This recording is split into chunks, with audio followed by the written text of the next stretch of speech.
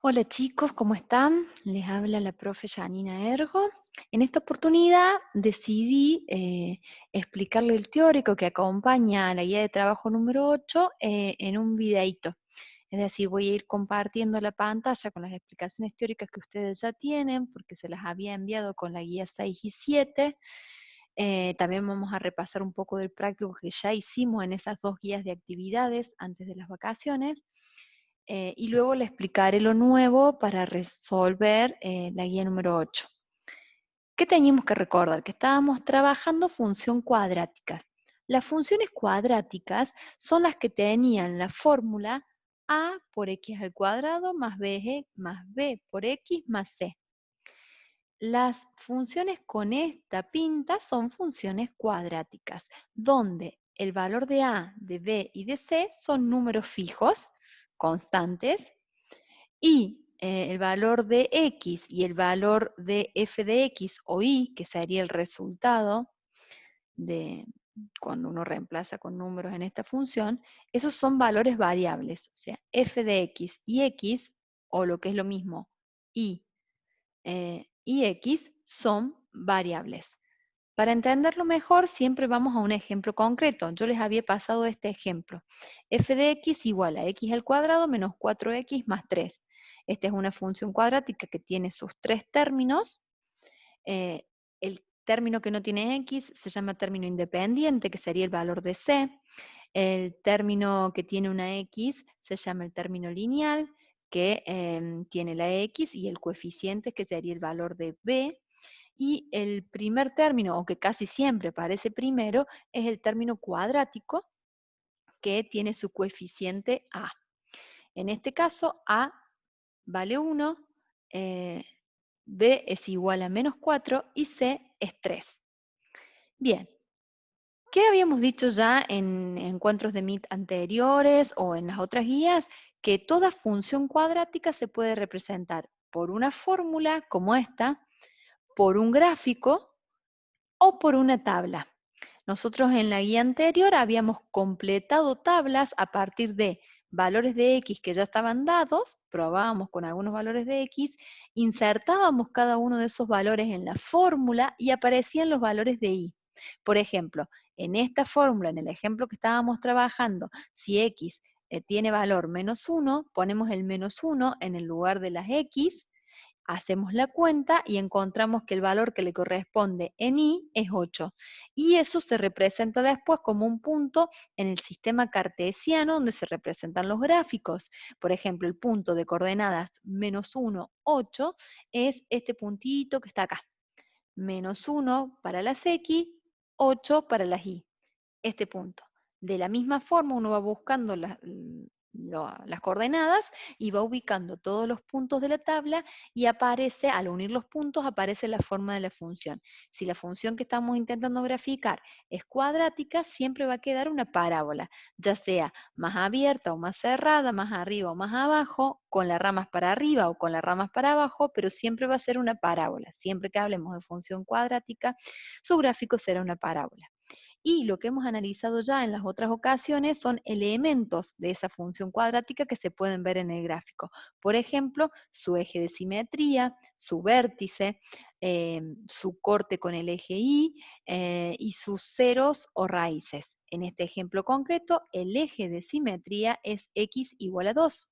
¿Por qué? Porque es el eje que divide a la parábola en dos partes iguales. Si esto fuera una hoja y plegáramos sobre esta recta, entonces las ramas de la parábola se superpondrían. Entonces aquí en este ejemplo el eje de simetría es x igual a 2, el vértice de la parábola, que es el punto donde la parábola deja de decrecer y empieza a crecer, y si la parábola tuviera las ramas para abajo, sería el punto donde la parábola deja de crecer y empieza a decrecer. Bueno, ese punto en este ejemplo tiene coordenadas 2 para las x y menos 1 para las y. Entonces el punto 2 menos 1 es el vértice de esta parábola. Las raíces o ceros son este punto y este punto, que tendrían coordenada 1, 0 y 3, 0. O sea, 1 para las x, 0 para las y, 3 para las x, 0 para las y. Por último, el punto de corte con el eje Y, en este caso, es el valor 3 y siempre coincide con el valor del término independiente que está en la fórmula, con el valor de C. Todas esas cuestiones las van a tener que estudiar y analizar porque son las características que nos permiten analizar las funciones cuadráticas y conocer sobre ellas. Bien, todo esto ya lo habíamos hablado y habíamos visto muchos ejemplos. Yo les voy a mostrar algunos de los ejemplos que habíamos visto. El tema es que no los han visto todos ustedes, porque la mayoría de los ejemplos yo los expliqué en el encuentro de Meet, donde había muy poquita gente. Entonces, bueno, vamos a aprovechar a ver. Acá corté y pegué algunas imágenes del GeoGebra. Quien pueda utilizar el GeoGebra los va a ayudar un montón en esto, así que si los pueden descargar y usar, estaría buenísimo. Bien, algunos ejemplos acá que muestran cómo, según quien sea el coeficiente del término cuadrático, la función, la parábola va a ser o más gordita o más flaquita. Por ejemplo, si comparamos 3x al cuadrado con un tercio x al cuadrado, acá dice 0,33, pero es lo mismo que un tercio, estamos comparando dos coeficientes diferentes del término cuadrático. El coeficiente de la función roja es 3, y eso implica, o sea, el 3 es más grande que un tercio. Entonces, a medida que se agranda ese valor de A o del coeficiente cuadrático, se hace más flaquita la parábola, o se acerca más al eje de las Y. Entonces, cuando el valor de A es más chiquito, como en este caso un tercio, ven que la función verde tiene sus ramas más separadas. Entonces, cuando es más grande el valor de A, es más flaquita la parábola o se va acercando más al eje de las Y. Cuando es más chiquito, se va abriendo. Eso podríamos ver en esta imagen. En esta otra imagen que está aquí, tenemos ejemplos de funciones cuadráticas donde, por ejemplo, el primero, la función que está graficada en rosa, es y igual a x al cuadrado. Es el caso de función cuadrática donde los valores de c y de b son 0. Solamente tiene el término cuadrático, con a igual a 1. Y es esta que está dibujada acá, donde su vértice es 0, 0, y no hay corte con el eje Y, excepto el mismo 0, porque C es 0. Las ramas van hacia arriba, porque A es positivo. Bueno, y después tenemos otras dos funciones de ejemplos acá. Tenemos x al cuadrado más 2, que es la misma forma de la función x al cuadrado, pero se desplaza 2 lugares hacia arriba sobre el eje Y. Y entonces el vértice de la función lila es 0 para las x, 2 para las y. Y en el caso de la función verde, que tiene por fórmula x al cuadrado menos 2, entonces se desplaza la misma función x al cuadrado 2 lugares hacia abajo, y el vértice ahora es 0 para las x y menos 2 para las y. Esta función verde tiene dos ceros o raíces que estarían indicados en el punto D y en el punto E, y acá pueden ver las coordenadas. Las otras dos funciones cuadráticas, en el caso de la función rosa, tiene una sola raíz que es 0, y la función lila no tiene raíces en los números reales, o sea, no corta al eje X. Eso significa que no tengan raíz en los números reales. Acá hay más ejemplos, y en estos otros ejemplos coloridos acá van a poder ver lo que pasa cuando tenemos algún valor para b. El b de la función cuadrática de la fórmula general, por ejemplo, en este ejemplo es x al cuadrado más 2x, o sea que a vale 1, b vale 2 y c vale 0.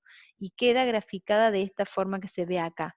Tiene por vértice el punto menos 1 para las x y menos 1 para las y.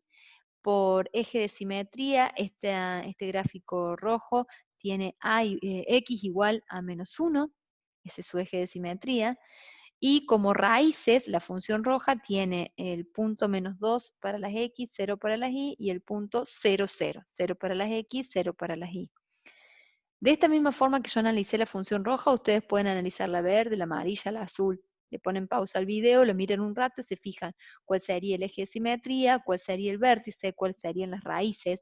Y lo otro que podemos ver en este gráfico es la relación entre ellas.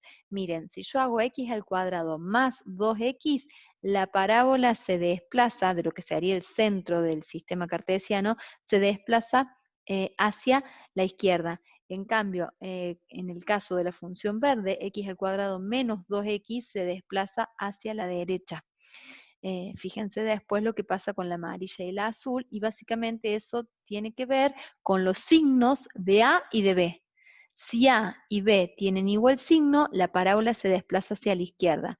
Si A y B tienen distintos signos, la parábola se desplaza hacia la derecha.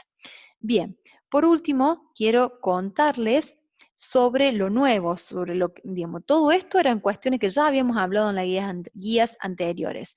En la octava guía, yo les recuerdo la fórmula de la función cuadrática y voy a agregar otra forma de escribir en fórmula la función cuadrática, que se llama forma canónica de la función cuadrática.